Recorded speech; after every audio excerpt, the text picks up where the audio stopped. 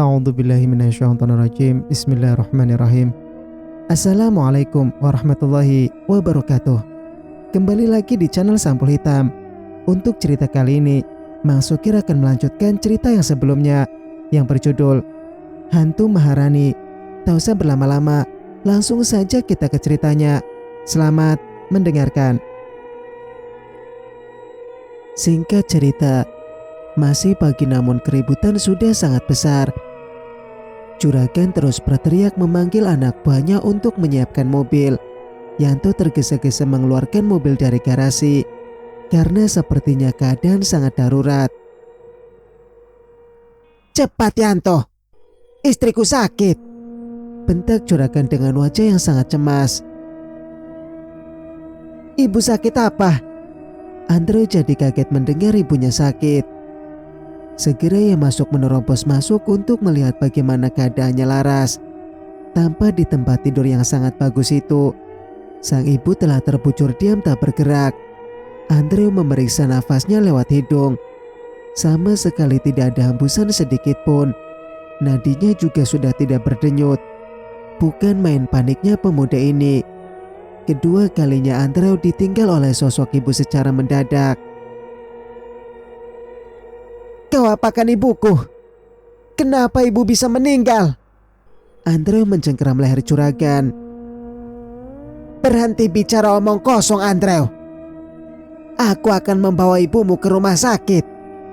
Juragan menyentak tangan putranya. Yanto termangu melihat Laras yang memang sudah tidak bernyawa. Istri bosnya memang sudah meninggal. Tubuhnya masih hangat. Mungkin saja meninggalnya barusan. "Tapi ibu memang sudah meninggal, juragan," Yanto berkata lirih. Juragan mendelik dan mendorong Yanto agar menjauh dari istrinya. Ia berulang kali mengguncang tubuh Laras yang sudah tidak bernyawa. "Dek, bangunlah. Jangan tinggalkan aku," pekik juragan memeluk jasad istrinya. "Ibu." Andrew jatuh ke lantai meratapi ibunya yang sudah pergi. Kenapa ia harus kehilangan sosok ibu secepat ini lagi? Bahkan Andrew menangis seperti anak kecil yang menghentak-hentakan kakinya. Kabar meninggalnya Laras cepat merebak ke seluruh kampung. Para warga berbondong-bondong melayat karena yang meninggal ini adalah istri juragan paling kaya. Lukas terus berusaha menenangkan Andrew yang shock berat. Pemuda itu berulang kali lepas kendali menghajar ayahnya. Juragan Adi dengan rela menerima pukulan Andrew. Ia juga mengakui bersalah karena tidak bisa merawat sang istri dengan benar. "Istighfar Mas Andrew. Semua sudah menjadi kehendak Allah." Lukas mengelus punggung Andrew. "Ibuku pasti dibunuh. Dia baik-baik saja awalnya," kekeh Andrew. "Tidak baik berburuk sangka kepada orang.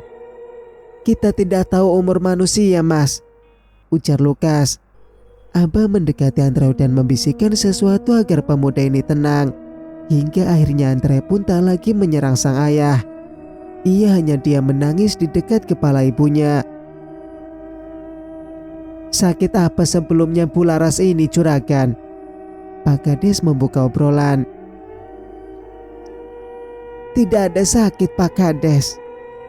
Tiba-tiba saja dia bilang sesak nafas," juragan berkata sambil mengusap air mata. "Mungkin jantung ya," tebak Pak Kades.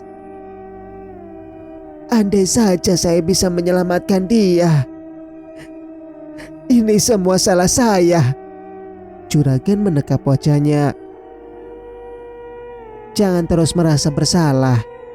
Kasihan almarhum," hibur Pak Kades. Mereka semua iba melihat juragan yang dilanda perasaan bersalah. Mereka yakin bahwa juragan sangat mencintai Laras selama ini. Bahkan ketika jasad Laras digotong untuk dimandikan, juragan pingsan karena tak ingin ditinggal. "Ya Allah, sungguh besar cintanya kepada Bu Laras." Bu Winar berdecak kagum. "Kita hanya bisa melihat luarnya saja, Bu," Nek menjawab cepat. Bu Inar berdecak kesal karena Nai memang sangat sensitif. Ia membantu para pemandi jenazah karena Laras akan segera dimandikan. Menyiramnya pelan saja ibu-ibu. Mak Dija mengingatkan para warga yang membantu. Saya bagian kepala sini saja, ujar Bu Inar memilih tempat. 5 orang wanita yang memandikan Laras untuk yang terakhir kalinya. Baju Laras mereka gunting dengan sangat hati-hati agar tidak menyakiti. Namun sedetik kemudian, mereka berpandangan heran karena tubuh Laras penuh lebam berwarna biru kehitaman. Bukannya ini sakit kiriman orang ya mak? Ini penyakit paru, ujar Mbak Lela. Hus, tidak usah dibahas. Tugas kita hanya memandikan, sentak Mak Dija. Mereka yakin ini memang santet yang sangat mematikan. Dada dan perut Laras merata dengan warna biru kehitaman. Bahkan bagian dada juga tampak gosong mengelupas kulitnya. Berikanlah tempat yang indah bagi almarhum ya Allah. Bu Inar berdoa tulus karena ia tahu Laras adalah orang baik. Acara memandikan pun berlangsung sekitar setengah jam. Kini Laras sudah siap untuk dikafani. Bagian ibu-ibu yang bertugas, karena bapak lain ada yang menggali kuburan dan juga sibuk menenangkan juragan. Ada pula yang mendiamkan Andrew yang kembali histeris menyalahkan ayahnya. Bahkan Andrew tak segan mengatakan bahwa juragan Ade adalah pembunuh ibunya. Dulu katanya istri pertama juragan juga meninggal seperti ini, bisik Ningsih. Curiga kalau pesugihan. Kasihan ya si Laras dapat suami selalu berhubungan dengan setan, cetus Noni. Berbagai macam kasak-kusuk terus saja mereka lancarkan hingga tibalah acara penguburan. Juragan Nadi masuk ke dalam liang lahat untuk menyambut tubuh istrinya. Ketika disuruh azan oleh Abah, juragan menolak dengan alasan tak kuat. Andrew yang mengazani ibunya. Kini tubuh Laras sudah tertimbun di dalam tanah. Para pelayat yang ikut mengantar ke kuburan juga perlahan mulai bubar satu persatu. Andrew yang masih menangis kencang memeluk nisan ibunya. Sudah Andrew, ikhlaskan ibu ya nak. Semoga ibu kamu tenang di alam sana. Juragan Nadi mendekati putranya. Mendengar suara orang yang sangat ia benci, Andrew bangkit dengan mata merah menyala. Ia mengambil cangkul yang tadi untuk menggali kuburan dan menyerang juragan. Kau harus mati biadab. Kau yang membunuh ibuku, teriak Andrew berusaha menyerang juragan. Walaupun sudah lanjut usia, namun gerakan juragan masih lincah ketika menghindari serangan putranya. Anak buah juragan segera memegangi Andrew. Aku memang tidak becus mengurus ibumu. Bunuhlah saja aku. Juragan malah menjatuhkan diri ketika Andrew sudah dipegangi. Lepaskan aku sialan. Aku harus membunuh dia. Andrew meronta-ronta ingin lepas. Abah mendengar keributan ini. Padahal tadi ia sudah mau pulang, namun ia kembali lagi karena mendengar suara ribut ini. Andrew, tenangkan dirimu. Bentakan Abah membuat Andrew tersadar. Dibawanya Andrew pergi oleh Abah. Tak lupa ia juga berpamitan pada juragan dan segera meninggalkan kawasan kuburan. Juragan juga bangkit sambil mengeluarkan senyuman yang menunjukkan sikap puas diri. Tidak ada yang melihat seringai pria tua ini. 3 mobil hitam milik juragan dan juga para anak buahnya segera meninggalkan tempat ini. Juragan Nadi menyandarkan kepalanya sambil terus tersenyum. Singkat cerita, Nai berulang kali melihat di bawah pohon randu ketika menjelang maghrib. Ada seorang gadis yang terus berdiri di sana sambil terus menatap ke arah dirinya. Bukan Nai tidak tahu bahwa itu adalah hantu. Dari kecil bisa melihat makhluk tak kasat mata. Tentu saja Nai bisa membedakan mana manusia dan mana setan. Maharani, dia Maharani, batin Nai. Meski agak ragu untuk mendekati Maharani, namun akhirnya Nai mendekat juga. Bisa dirasakan kalau hantu Maharani menyimpan dendam yang sangat kuat. Karena itulah tadi Nai takut untuk mendekat. Sangat bahaya memiliki urusan dengan makhluk gaib. Terlebih mereka mati dengan cara yang tidak wajar seperti Rani. Bahkan jika ada orang jahat, bisa saja sosok Maharani diperalat untuk membunuh. "Kenapa mendekatiku?" Nai bertanya pelan. "Tolong aku. Aku tidak bisa menampakkan diri kepada abangku," isak Maharani. "Kenapa?" "Ada pagar yang sangat kuat, sehingga dia tidak bisa melihatku walau mata batinnya telah dibuka," ujar Maharani. "Apa yang harus aku lakukan?" tanya Nai lagi.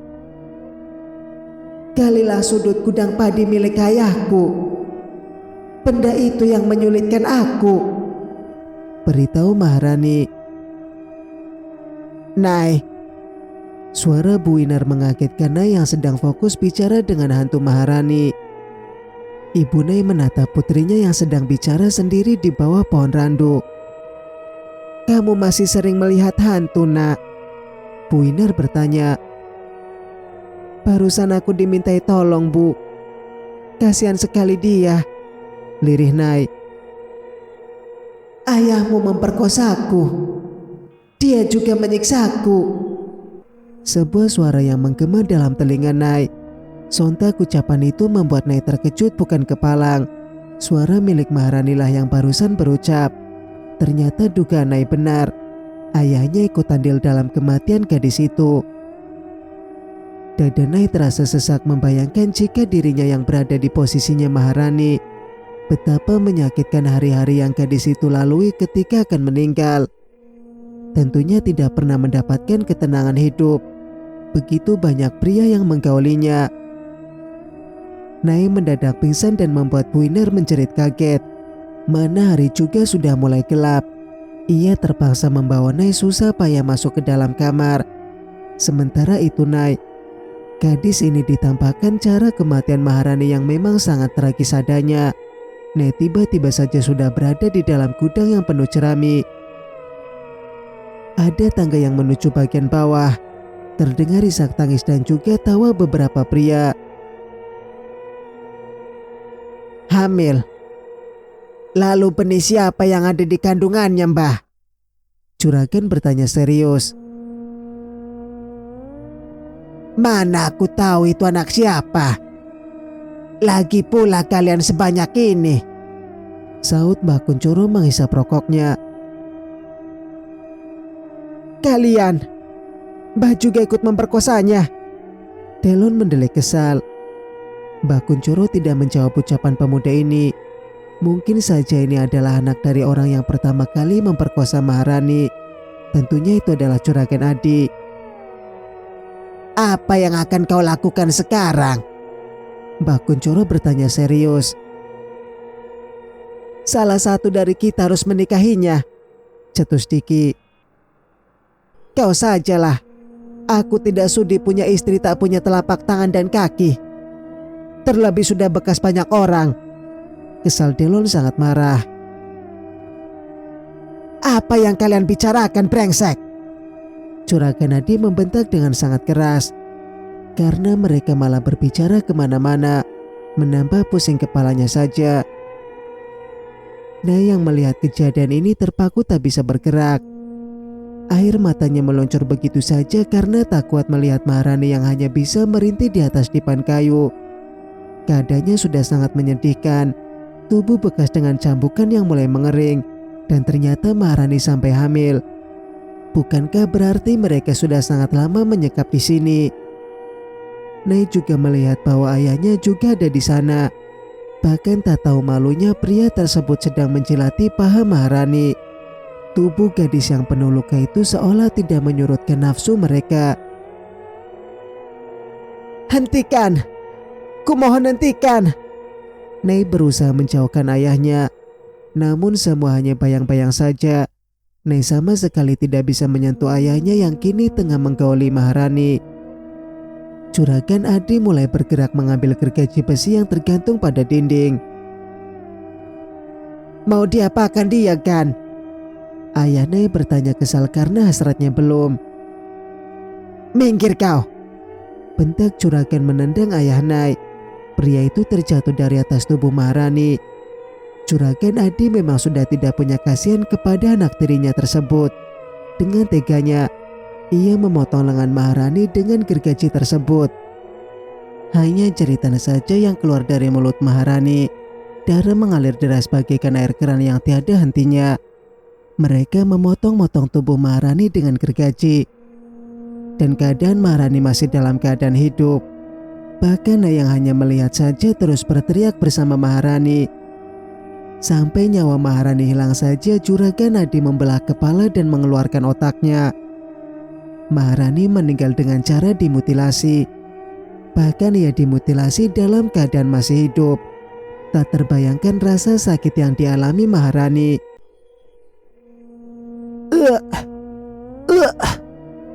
Delon muntah ketika Juragan Adi membelah perut Maharani dan mengambil janin yang baru berusia 3 bulan. Belum berbentuk manusia yang memiliki tangan dan kaki, atau juga anggota tubuh lainnya. "Bagus. Ini akan sangat berguna untuk ilmu rawa rontekmu." Mbah Kunchoro tersenyum senang. Juragan Adi tambah jijik menelan janin yang berlumuran darah. Nai juga muntah melihat adegan yang sangat memualkan perut ini. "Masukkan daging dan tulang ini ke dalam kain hitam itu. Kita harus membuangnya di sumur pura," ditambah Kunchoro. "Kenapa harus di pura, Mbah? Bagaimana jika warga lain tahu?" cemas Juragan. "Warga lain yang mana yang kau maksudkan? Semua warga sudah mencicipi tubuh anakmu," cetus Mbah Kunchoro. "Tidak semua, Mbah. Padepokan Abah Hadi adalah orang yang sangat berbahaya," ujar Pak Mus. "Kau turuti saja ucapanku. Aku yang akan mengurus semuanya," tugas Mbah Kunchoro. Nai terisa-kisah karena merasa sangat sedih dengan nasibnya Maharani. Setengah tahun Maharani disekap di sini. Dahsyatnya tak ada satupun orang yang tahu, atau lebih tepatnya, mereka semua sudah tahu. Hanya ibu-ibu saja yang tidak tahu. Mereka tidak mengetahui bahwa ada gadis yang sangat menderita di bawah gudang padi. Bahkan sekarang gadis itu meregang nyawa dengan sadisnya. Nai mendelik ketika bertatapan mata dengan dukun yang terlihat sangat menyeramkan tersebut. "Ternyata ada tamu yang tidak diundang," seringai Mbah Kunchoro yang bisa melihat kedatangan Nai. Nai gelagapan dan berusaha untuk lari meninggalkan tempat ini. Namun gerakan Mbah Kunchoro jauh lebih cepat dan mencengkram batang leher gadis ini. Tangan kekar yang tidak bisa Nai pegang itu terus mencekik dirinya. Bahkan Nai dibanting ke lantai dengan kerasnya. Tulang punggung terasa sangat sakit seakan mau patah rasanya. Nai menggeliat kesakitan. Namun Mbah Kunchoro masih menginjak perut gadis ini hingga rasa mual menyerang. Lambung Nai seakan mau pecah seakan kuatnya pijakan ini. Tubuh Nai yang sedang pingsan di alam nyata pun sekarang sedang terguncang hebat. Nafasnya tersengal-sengal tak karuan. Tangan Nai mencengkram erat jemari ibunya yang masih menangis karena anak gadisnya tak kunjung bangun. "Ya Allah, Nai. Ayo sadarlah, Nak," isak Bu Inar. Nino juga sangat lama datangnya. Tadi Bu Inar sempat minta tolong padanya untuk memanggil Abah di padepokan. Nai pingsan usai melihat hantu. Bu Inar hafal sudah dengan kejadian seperti ini. Pastinya sekarang Nai berada di alam astral. Namun yang tidak dilihat ialah Nai tak pernah terluka atau disakiti ketika mendapat gambaran masa lalu. Tapi sekarang berbeda posisinya. Nai berhadapan dengan orang sakti mandraguna. Kesaktian Mbah Kunchoro memang tidak bisa diragukan lagi. Kini ia malah membuka celananya untuk memperkosa Nai. Nafsu memang sangat tidak bisa dikendalikan jika hinggap di tubuh manusia jahanam. "Tidak, jangan lakukan itu," pekik Nai berusaha kabur. Namun usahanya gagal karena Mbah Kunchoro sudah menindih tubuhnya. Senjata yang mengeras itu pun terasa sangat nyata di tubuh Nai. Air mata Nai mengalir deras karena tidak akan ada orang yang bisa menolongnya di sini. Mata Nai masih sempat melirik orang-orang yang berada di atas dipan kayu. Mereka sibuk membersihkan daging dan tulang Maharani. Kau wangi sekali. Tenang saja anak manis. Aku akan mendatangimu besok. Sekarang kau puaskan aku dulu. Bisik Mbah Kunchoro sambil menjilat telinga Nai. Kau iblis jahanam. Allah akan membalas perbuatanmu. Pekik Nai. Allahmu itu tidak ada gunanya sama sekali. Aku malah lebih berguna untukmu. Cemooh Mbah Kunchoro. Nai menampar wajah pria tua ini dengan kerasnya. Namun sekali lagi hanya menyentuh udara kosong. Semakin putus asa gadis ini karena ia malah jadi kelinci di sini. Ya Allah. Dipejamkan mata sambil menyebut nama Tuhannya. Ujung jari Nai terasa menyentuh lengan Mbah Kunchoro. Mata gadis ini pun terbuka lagi karena bisa menyentuh lawannya. Belum sempat Mbah Kunchoro bereaksi karena bisa disentuh Nai. Nai berhasil mengambil linggis yang runcing. Allahu Akbar. Dak. Linggis itu menghantam kepala Mbah Kunchoro hingga membuatnya berdarah. Dukun tua ini mendelik marah karena mangsanya bisa melawan. Gadis kurang ajar. Teriak Dukun Kunchoro merapal ilmunya. Nai tidak mau jika kalap lagi dengan dukun ini. Ia membaca ayat kursi dan mendekati Mbah Kunchoro yang memejamkan mata. Cep. Urat leher Mbah Kunchoro sampai menonjol keluar saking sakitnya serangan Nai. Senjatanya yang untuk menggauli banyak gadis kini ditusuk menggunakan linggis. Darahnya mengucur deras. Rasakan itu. Kau pantas mendapatkannya. Geram Nai segera berlari pergi. Nai berkeliling mencari bungkusan yang Maharani katakan. Ia berniat sekarang saja membongkarnya. Karena datang kemari lumayan susah. Sudut yang berwarna merah di sana. Bisik suara yang tak lain adalah Maharani. Mendapat petunjuk yang mempermudah pencariannya, Nai segera berlari dan menggali tanah. Cukup dalam ia mengorek tanah. Dan akhirnya mendapatkan bungkusan yang Maharani katakan. Pasti ini yang Rani maksud, gumam Nai. Dimasukkan ke dalam baju agar tidak jatuh saat berlari meninggalkan tempat ini. Sukman Nai harus menemukan raganya yang berada di rumah. Ia berbalik dan siap meninggalkan tempat ini. Tapi saat berbalik, Nai kaget karena juragan sudah berdiri di hadapannya dengan wajah mengeras. Nai sadar bahwa juragan ini pun bisa melihatnya. Jangan lupakan kalau ilmu juragan sama hebatnya dengan Mbah Kunchoro. Aura setan bisa Nai lihat dalam diri pria ini. Berikan itu padaku. Tidak usah ikut campur urusanku. Juragan mengulurkan tangannya. Kau binatang. Tapi aku rasa kau lebih buruk dari binatang. Geram Nai. Jangan sok suci kau. Ayahmu pun tak lebih baik dari aku. Dalam dirimu mengalir darah dari pria hina itu. Seringai juragan. Kini baru Nai sadari bahwa juragan selama ini hanya berpura-pura baik kepada orang. Di balik semua itu ia menyimpan sifat durjana. Bahkan anaknya pun mati dengan tragis di tangannya. Tubuh Nai terpental menghantam dinding gudang ketika angin dari telapak tangan juragan menghantamnya. Nai meringis kesakitan karena ada paku juga yang menancap di punggung gadis ini. Nai muntah darah karena luka dalam yang ia derita. Juragan menyeringai senang melihat lawannya tumbang seperti ini. Puiner yang di sebelah raga Nai jadi semakin histeris. Putrinya mengucurkan darah segar dari mulutnya. Darah kehitaman. Meski sudah dilap sekalipun, darah itu tetap saja mengalir. Abah, tolong putriku, Bah. Puiner memekik keras ketika Abah datang. Ya Allah, sungguh kejam orang yang membuatnya demikian. Lirih Abah. Lukas dan Andrew sigap menuntun Abah agar mendekat ke raganya Nai yang terbaring. Mulut pria tua ini terus berkomat-kamit membaca kalimat Allah. Abah duduk di lantai dengan posisi bersila. Ia harus menjemput Sukmanai sebelum gadis ini mati di tangan juragan.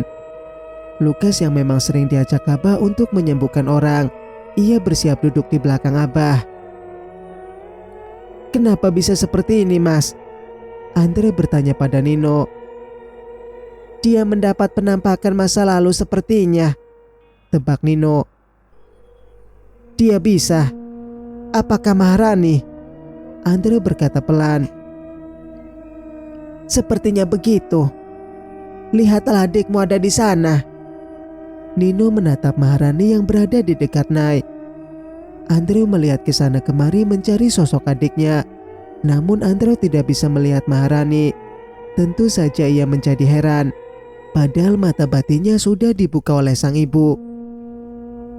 "Kenapa aku tidak bisa melihatnya, Mas?" heran Andrew. "Tampaknya ada yang memasang pagar agar kau tidak berhubungan dengan Maharani," saut Nino. "Pasti ini ulahnya jahanam itu.